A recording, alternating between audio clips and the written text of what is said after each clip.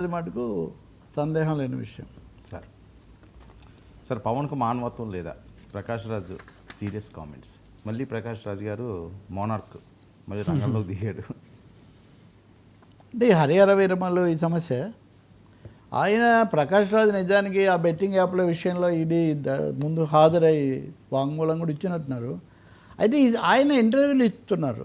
వాటిలో ఈ ప్రశ్న వచ్చినప్పుడు ఆయన చాలా ఖచ్చితంగా చెప్తున్నాడు, పవన్ ఆ సినిమా హరిహర వీరమల్లు ఆ విధమైన మతపరమైన ఇతివృత్తంతో తీయటం, దాన్ని హైప్ చేయటం, ఆ సినిమా ఆలస్యం కావడం, ఇవన్నీ చూసినప్పుడు ఆయనకు తన రాజకీయాలు తన పర్సనల్ ప్రమోషన్ తప్ప సామాజిక బాధ్యత కొన్ని అంశాలకు కట్టుబడి ఉండటం అన్న ఆలోచన ఎంతమాత్రం లేదు. ఆ కథను ఏకపక్షంగా మార్చేశారు. మానవత్వం లేకుండా ఈ దర్శకుడి గురించి కానీ నిర్మాత గురించి కానీ ఆలోచన లేకుండా ఏకపక్షంగా కథను కూడా మార్చేసి తను ఇప్పుడు సనాతన రాజకీయాల్లో ఉన్నాడు కాబట్టి సనాతనం దాంట్లో జోడించాడు. అలా జోడించడానికి క్రిష్ ఒప్పుకోలేదు కాబట్టి క్రిష్ను కూడా మార్చేశాడు. దర్శకుడిని, క్రిష్ను అయినా అనలేదు, దర్శకుడిని కూడా మార్చేశాడు. ఆ తర్వాత ఆ సినిమా ఆలస్యాలు వీటన్నిటికీ కారకుడయ్యాడు. అంటే ఆయనకు ఎంతసేపటికి సొంత ప్రమోషన్ తప్ప మిగతా విషయాలు ఆయన ఏమీ చేయలేదు. ఇది మానవత్వం లేని విషయము. రెండవది సమాజంలో ఈ సామరస్యానికి మత సామరస్యానికి కలిగే విఘాతం ఇట్లాంటివి కూడా ఆయన దృష్టిలో ఏం లేవు. బాధ్యతారాహిత్యం ఒక ముక్కలో చెప్పాలంటే వాస్తవంగా పవన్ కళ్యాణ్ ప్రకాష్ రాజ్ మధ్య వ్యక్తిగత సంబంధాలు బాగానే ఉండేవి. మీకు తెలుసు, వకీల్ సాబ్ వచ్చినప్పుడు కూడా పవన్ కోరి మరి ప్రకాష్ రాజును అక్కడ పబ్లిక్ గవర్నమెంట్ ప్లీడర్ పాత్రకు ఆయనే తీసుకున్నాడు. నిజంగా సినిమా పండడంలో ప్రకాష్ రాజ్ పాత్ర కూడా చాలా ఎక్కువగా ఉంది. వకీల్ సాబ్ అని కాస్త ఎగతాళి చేయటము, ఆ ప్రొవోక్ చేయటం, ఇదంతా. ఇంకా ఒకటి, మా ఎన్నికల్లో ప్రకాష్ రాజ్ పోటీ చేసినప్పుడు కూడా వీళ్ళు బలపరిచారు.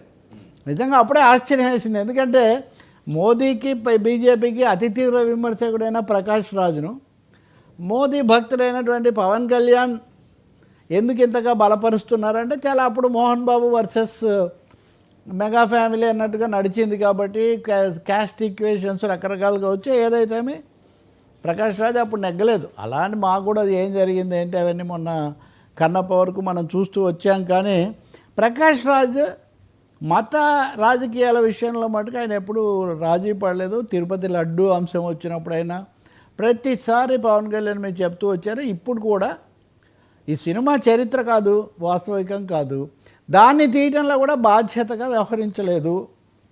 ఇది పవన్కు మానవత్వం లేక ఇలా చేస్తున్నాడు. పెద్ద మాట ఇది. ఎందుకంటే రెండో వైపున మనం చూస్తే కొన్ని వెబ్సైట్స్ అవన్నీ పవన్ కళ్యాణ్ గొప్ప మానవత్వం ప్రదర్శించాడు, ఏఎం రత్నకు 11 కోట్లు తిరిగి ఇచ్చేసాడు ఆ పారితోషికం ముందస్తుగా.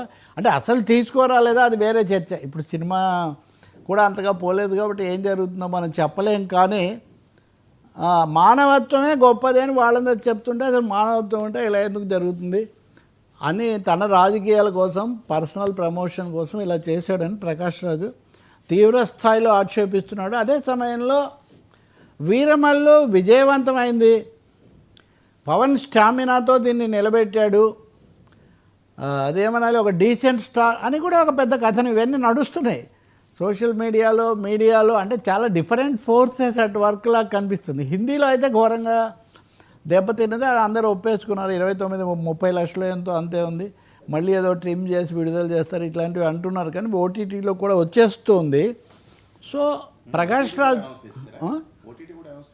చేసి అంటే డేట్ చేయలేదు, తొందరలోనే వస్తుంది. అంటే అదొక ఫిలాసఫీ, తొందరగా వస్తే కనీసం ఆ ఊపు కొనసాగుతుంది.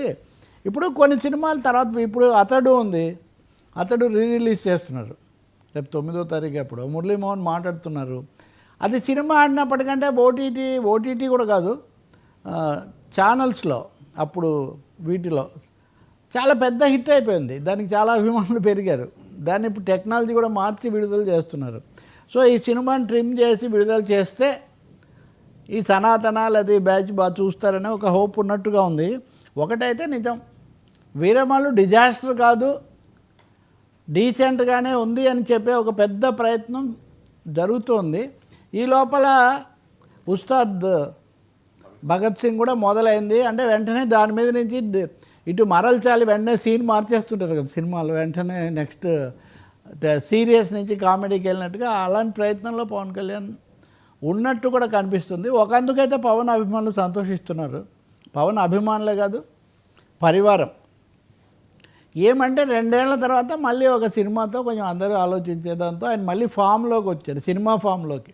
రాజకీయాలు ఎలా ఉన్నానికని ఖచ్చితంగా అదే కారణంతో ప్రకాష్ రాజ్ తీవ్రంగా ఖండించారు. బహుశా మనకు సాయంత్రానికంతా ప్రకాష్ రాజ్ మీద మళ్ళీ ట్రోల్స్, అటాక్స్ ఇవన్నీ కూడా మొదలు కావచ్చు. సార్, అమరావతి రైతులకు కౌలు పిచ్చి